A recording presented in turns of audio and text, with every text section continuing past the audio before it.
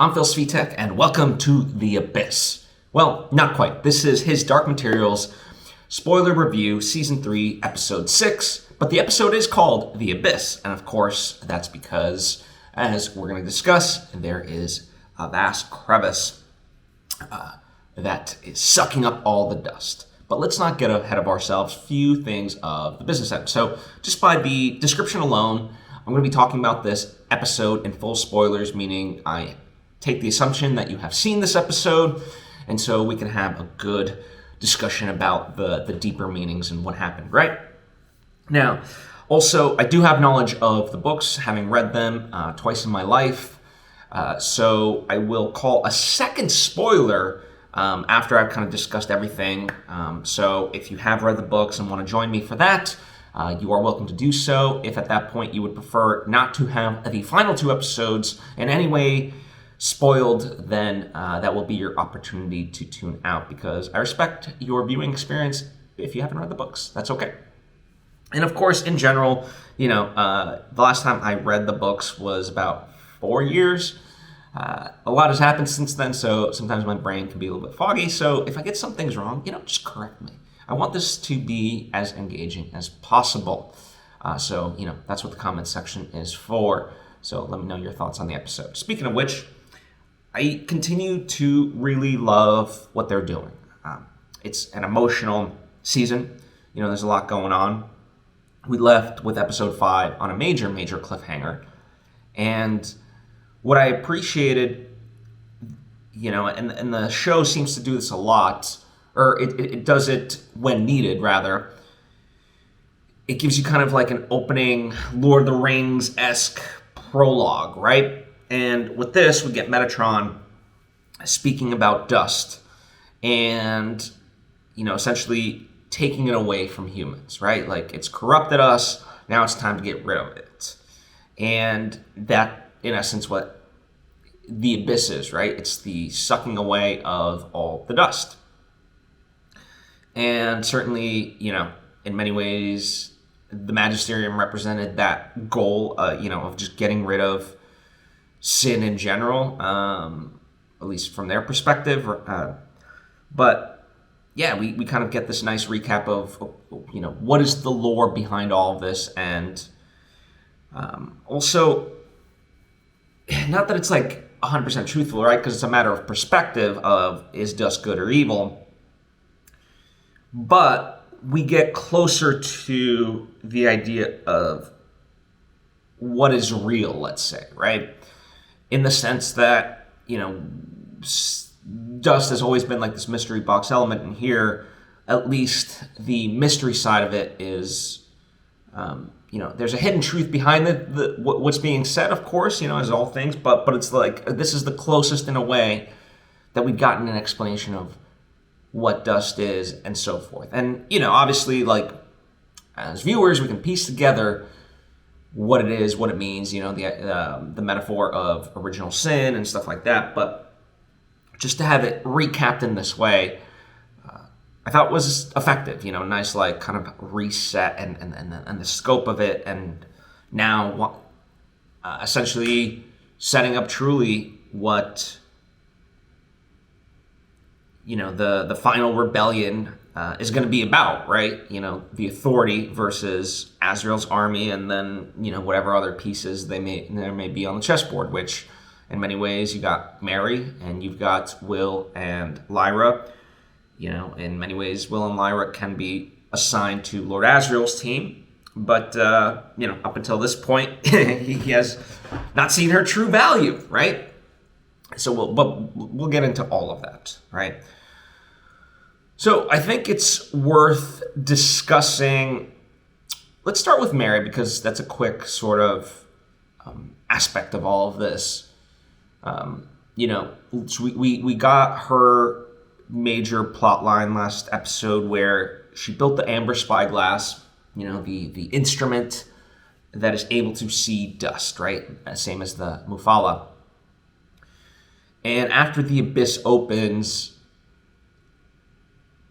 she recognizes that before there was a slow and steady stream of dust leaving. Now it's, it's like the dam has been broken, and it's leaving in droves, and not just from their world, but we'll talk about Asriel for sure, but even he, there's that sort of warning, and they can kind of read the dust signals, if you will.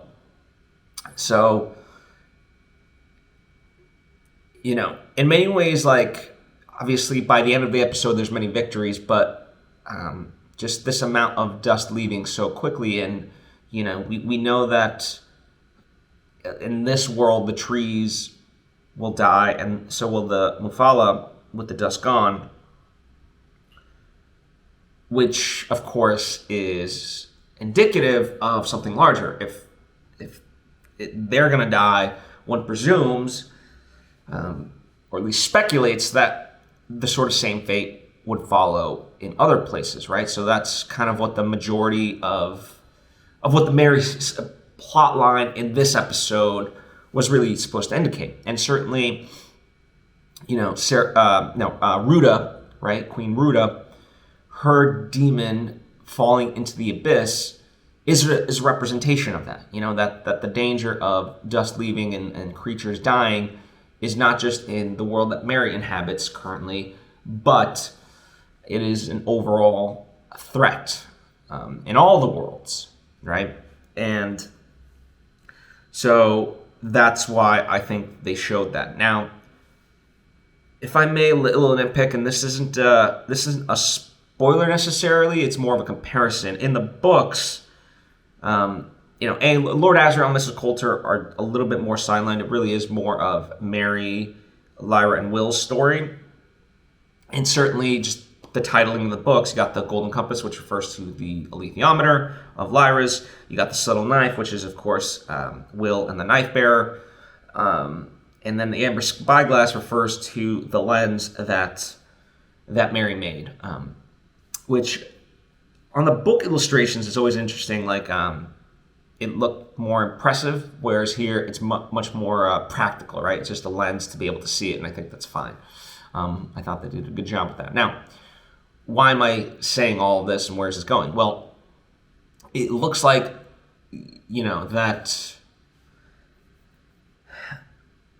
that Lord Asriel is using instrumentation to be able to see the dust, right? And read the dust, which, for me, I don't know how I fully feel about that, because it does kind of take a little something away from Mary. Now, of course, even dating back to, like, literally the first episode at Jordan College, the whole thing kind of kicked off with Lord Asriel giving a presentation and showing slides of, dust. So he's always kind of had this technology. Now it's just perhaps more perfected and stuff like that.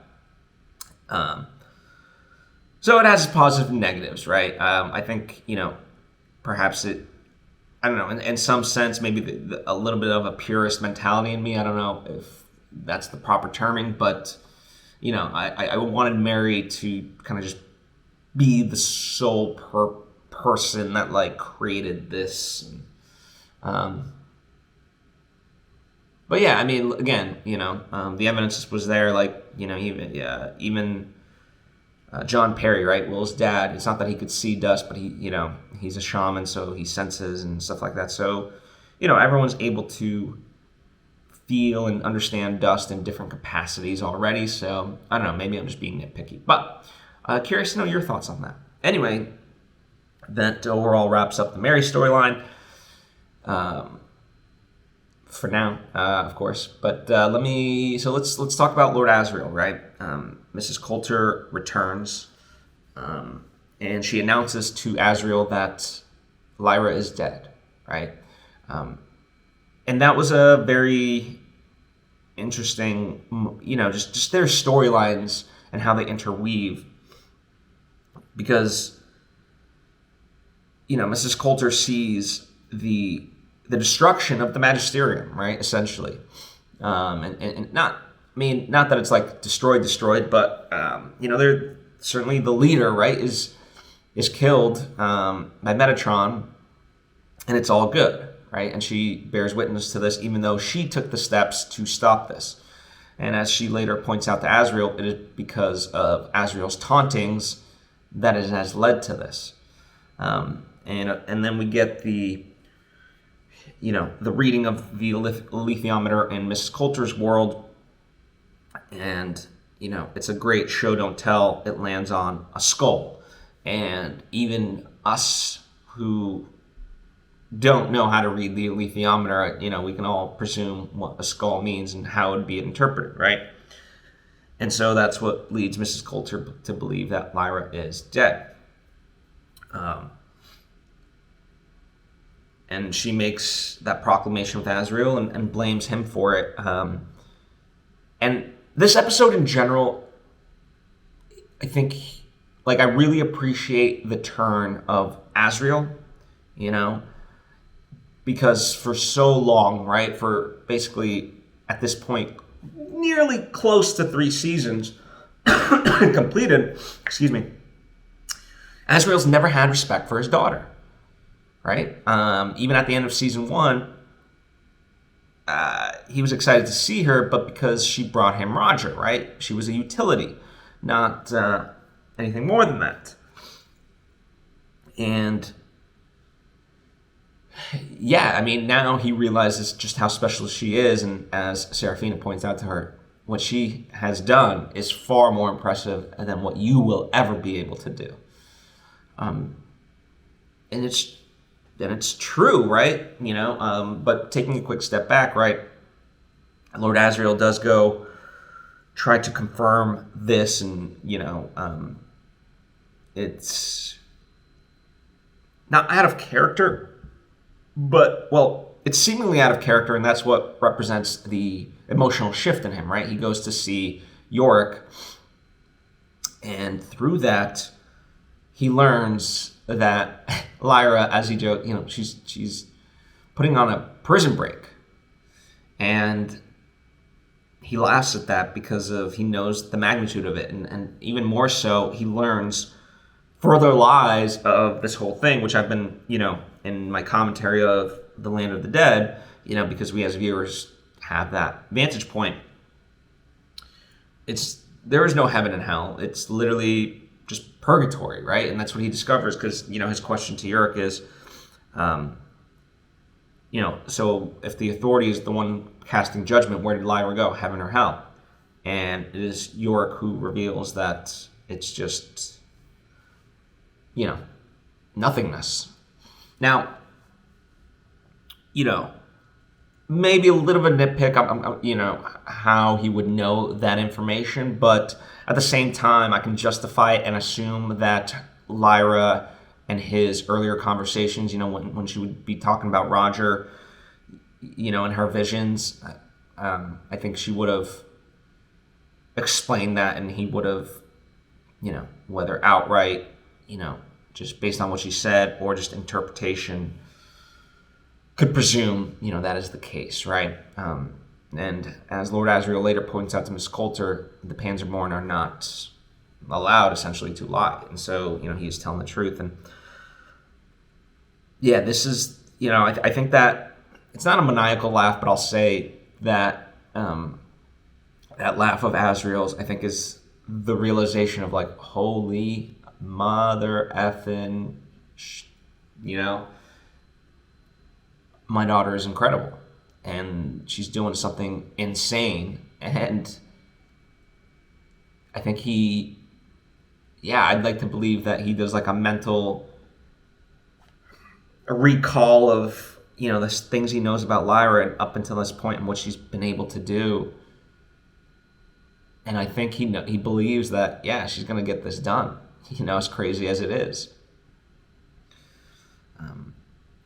So that's a beautiful moment. Now, while he's essentially doing this, Mrs. Coulter, she's very distraught, right? The intention craft is not there for her because Asriel took it. And her scene with Serafina, where she tries to at first taunt Serafina to bite and kill Mrs. Coulter, and then when that doesn't work, just the pure begging of mercy was really heavy, right? I thought they did a really wonderful job. And, the fact that, I commend Serafina. Like, she was really strong in that moment. And that's what made the scene so good, because you have Mrs. Coulter being so weakened and still utilizing her manipulation tactics to try to get what she wants, even in that point of weakness. And when I say weakness, I mean, it's just her heart is shattered, right? I mean, she didn't realize how much it would hurt to lose Lyra.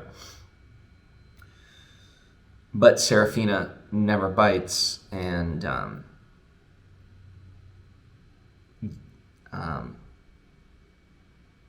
because, I mean, in some sense you could say, like, she knows that Mrs. Coulter living with the guilt is far worse than anything else. And in that moment, it is sad, because, like, through the reveal, Serafina sort of loses hope, right? This whole thing with Lyra and the prophecy and what the witches believed, right? That she would bring about the end of death.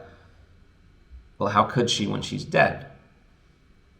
Au contraire, mon ami, right? But we'll get to that.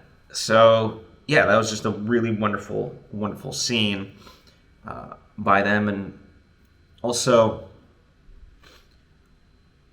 Mrs. Coulter and her golden monkey, her demon, right? The tension between them, is emblematic of, Lyra and Pan, because, Lyra did this thing and she left Pan behind, and it was the most painful decision of her life. And Mrs. Coulter, here's like, out of all the things she's ever done, here's like a true, it's like you don't lie to your demon sort of thing, right? Like, your demon knows you inside and out.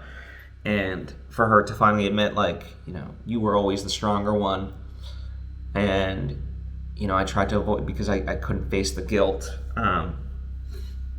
It was just really moving, and I'm glad that they were able to rekindle that. And I think it's ultimately really beautiful.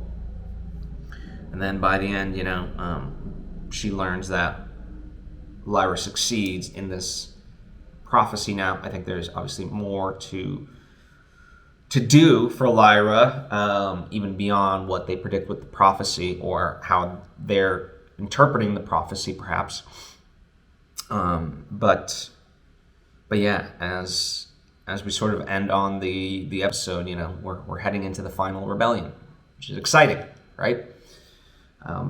But now let's shift gears to talking about Lyra and her adventures.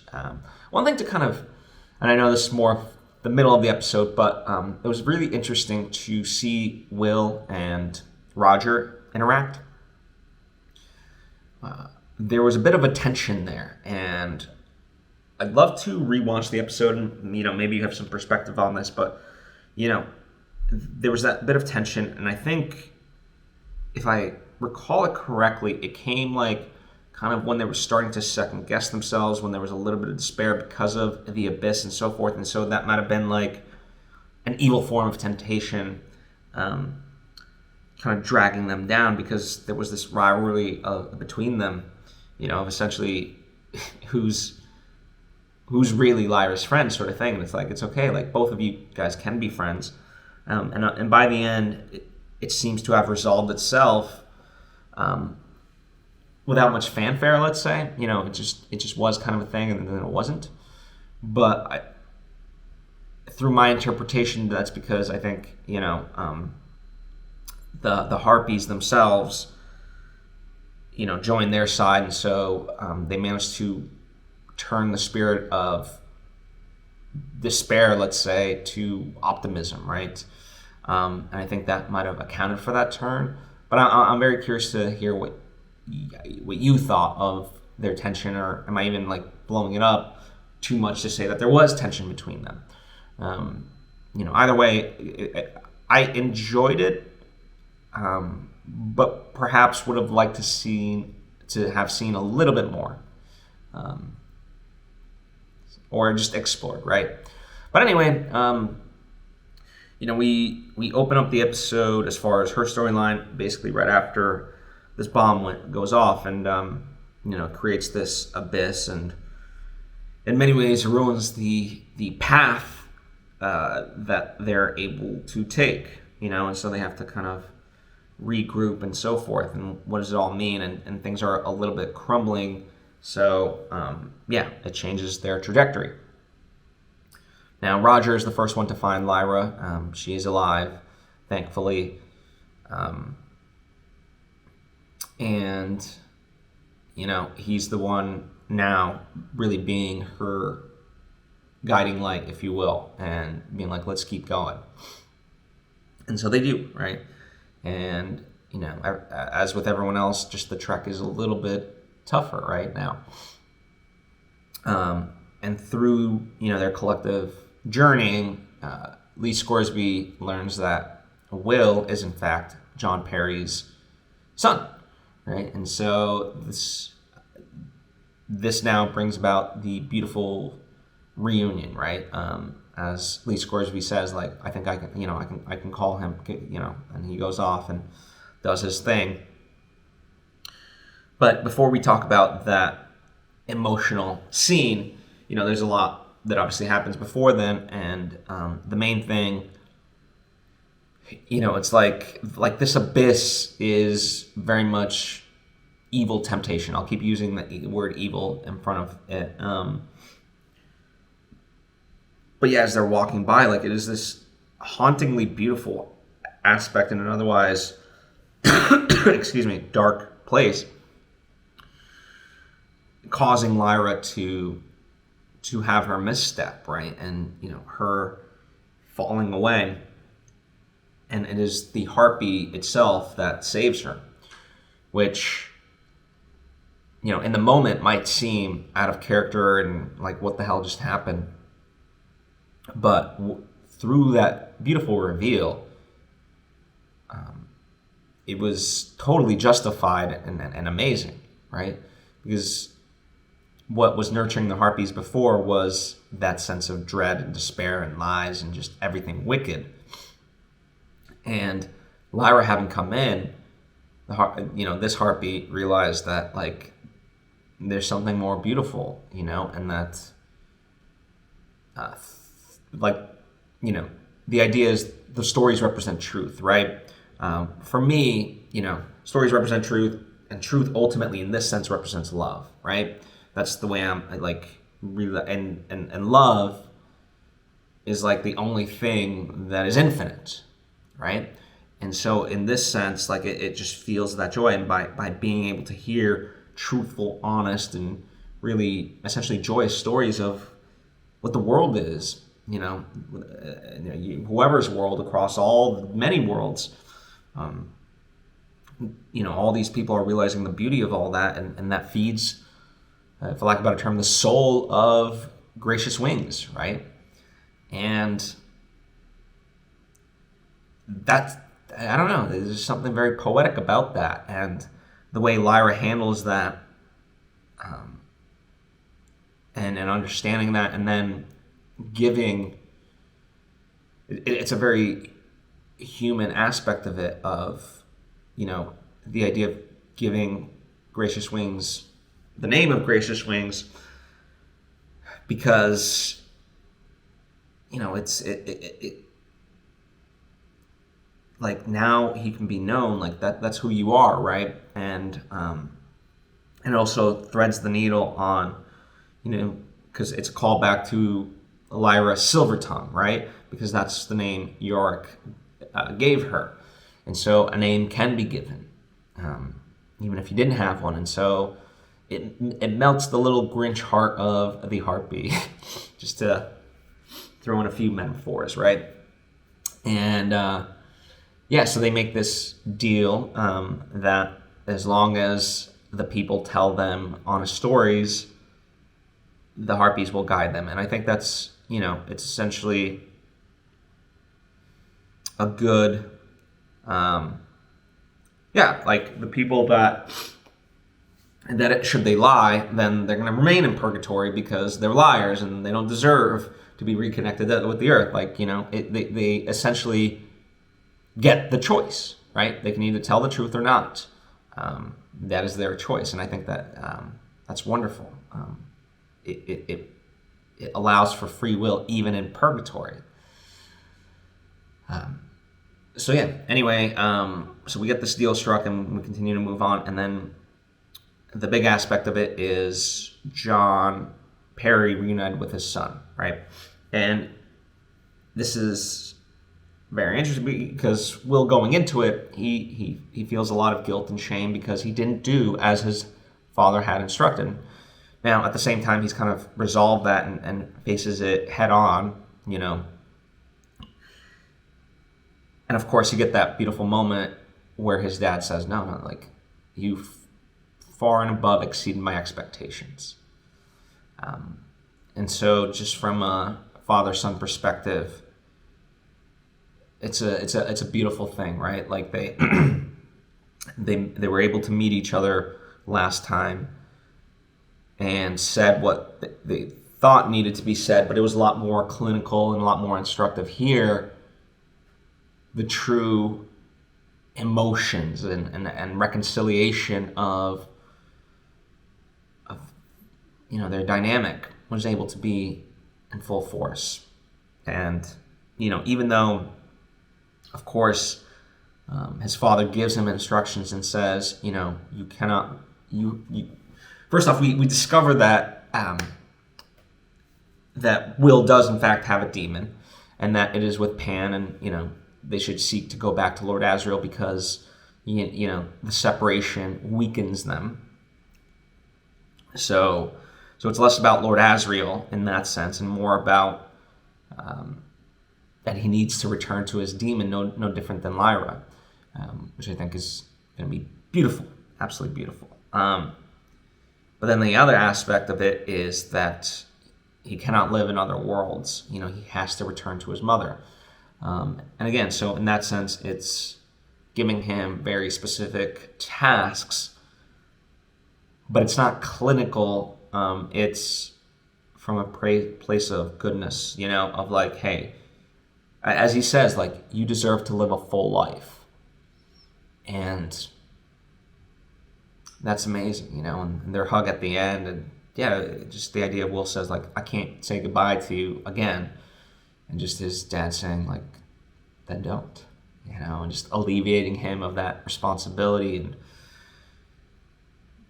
I think just this whole aspect, the whole reason why, people have been fans of his Dark Materials, the books, to begin with, before any of this, is because it's that age-old wonder of, what is beyond our lives, Is there a heaven? Is there a hell? Is there a purgatory? Is there nothingness? What is there? And, we all believe in something, right? One way or the other, but, certainly a majority of the world believes in heaven and hell type of, or some sort of thing, aspect of it, an afterlife. And here, through the storytelling, it has become perverse, right? It's just purgatory for all souls, regardless of how good or evil they might have been. And through that, and yet, all of them, if they choose, right, as evidenced by the deal with the harpy, can be atoned, right, and return. The earth itself is beautiful, is magical, and everyone has the right to return to it and be free, right? And even though, this is where we're leading up to the end of, Lyra's storyline, they get to their goal, and Will is able to cut open a hole, a portal into paradise, essentially. And, we see Roger go through, and this is emotional because, like, this is the last time Will and Lyra and Roger will be essentially together,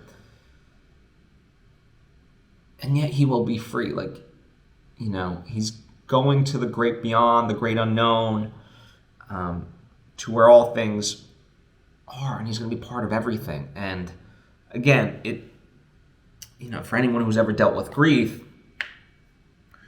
it sucks, but it is not it is the person left behind that feels the grief, not the person leaving. And so that's what this felt like, and I look at that, and it's a representation of something very beautiful, right? Like I don't know how to describe it except just feel it, and that's why, and just point to the idea like this in itself is why me and so many others have loved the books and now this TV series. And that's why it meant so much to Serafina. That's why, even in that moment, like Lord Asriel changes because he realizes the magnitude of this, and that it was his daughter, and that, people can be free, and they don't have to now be under the fear and thumb of the authority. It's a major accomplishment. So, yeah, I found that quite moving. So now is a fair time to call spoiler warning, a second spoiler warning, where I tie in the books and, take a look at what's ahead, right, in the final 2 episodes. So if you prefer not to be burdened with that, let's say, then tune out now, totally okay. Comment with your thoughts on opinions, everything that I've said thus far. So let's get into this. As far as the deal with the Harpies, I'm like 50-50 on my recollection of this. Did that happen? Did it not? I could see it happening, but I don't quite remember it happening. So please, if you remember that specificity, I'd be curious to know. And the reason why I don't think it perhaps would happen, because there was no bomb. Like this whole aspect of the magisterium, and certainly the insertion of the authority, and now kind of the abyss in general, that wasn't a part of it, unless I'm completely off base, which, correct me if I'm wrong, shame on me if that is the case, but I don't recall that aspect of it. Certainly Will meeting with his father was a big aspect of it, and then them cutting through to the world and stuff like that was a major thing. And yeah, I'm just realizing as the season continues, Mary's subplot in the book, yes, it's very internal, right? And so how do you visualize that? Well, I think they did a wonderful job last episode, and I think they did a great job here. And as much as I would love to see Mary, I think sometimes it's tough to show that visually, and so that's why and I think rightfully so, we get a lot of the subplots of Lord Asriel, Mrs. Coulter, the Magisterium, now one presumes the authority, right? So yeah, we're in the final rebellion. We've got 2 more episodes to go, and this is for all the marbles. There's no going back. The curse of purgatory is broken for those who want it. And so I think, in these final 2 episodes, I can anticipate the big beats, but I think as far as how we get there, I think the specifics of which will be greatly altered. I think here in the final 2 episodes we will have the most delineation between the books and what is to come. Now, the Abyss in itself, I like the idea of the change. In the books, it's more so the idea of dust leaving and so forth, and just the calamity of all of it is because of the subtle knife. Back when in Cittàgazze, when they created the subtle knife, they were cutting open worlds, and as we know, many openings have been left open, and that's what's causing the rift, essentially, in the time-space continuum. Just to get a little silly with it, but so, and that's what's hinted at with Will's father. Is the idea that everyone has to, by the end, return to their world, and right now everyone is every which way imaginable, right? Lord Asriel's army is from every person imaginable from as many worlds as he could gather.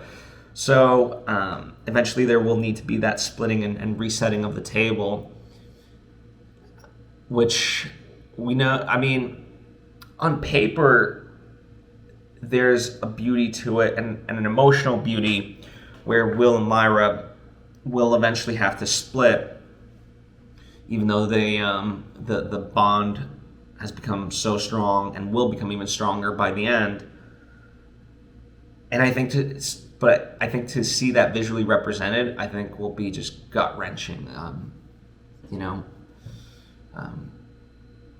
because they've gone through so much and they felt so much pain. When I look back at Roger and Lyra, they have so many happy memories, right? And it's not to say, and even like reminiscing on the balloon and how they were attacked and so forth, like now it can be, in hindsight, a good memory, right? It's part of the whole experience. And so, all the things that Will and Lyra have been through, has shaped them and brought them closer and can be looked back fondly. Still, I mean, it's going to be cut short. It's kind of in that, like, there's a saying, all love stories end in tragedy. And not just romance, just anything, right? Like Lyra and Roger, in this episode, they had to say goodbye to each other, right? And I use the term tragedy very loosely, of course, but at some point, one has to go. A person and their pet, a person and their parental figure, their grandparents, friends, whoever, right? All love stories end in that sort of tragic note. And we have to accept that. It doesn't make it suck any less. But yeah, we, as evidenced by John, the father, will have to return to his home with his mom. And there's a beauty to that, but also the counterpoint to that is that means no Lyra, because she has to be in her world. So yeah, and I'm looking forward to finally seeing the reunion of Mary, Will, and Lyra. I think I'm really looking forward to that. And yeah, just the final battle. I think there's a lot to look forward to. How it all takes place will remain to be seen, but lots to look forward to, and I'm looking forward to discussing it with you. And so thank you as always for joining me. I truly appreciate you, and hope to see you next time.